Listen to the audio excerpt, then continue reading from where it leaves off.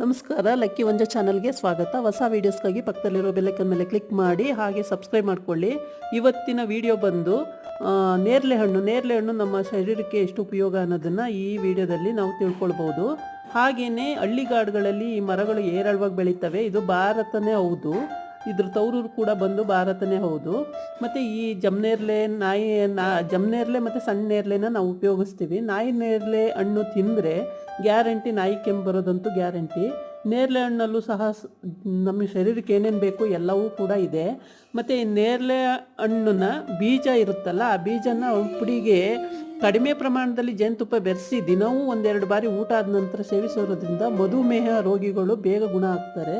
ಹಾಗೆಯೇ ಅಂಗಾಲುಗಳು ಉರಿಯಿಂದ ನಿದ್ರೆ ಬಾರದಿದ್ದರೆ ಜೇನುತುಪ್ಪದೊಂದಿಗೆ ನೇರಳೆ ಹಣ್ಣನ್ನು ತಿನ್ನುವುದರಿಂದ, ಜೇನುತುಪ್ಪ ನಂಚ್ಕೊಂಡು ತಿನ್ನೋದ್ರಿಂದ ನೆಮ್ಮದಿಯ ನಿದ್ದೆ ಬರುತ್ತದೆ.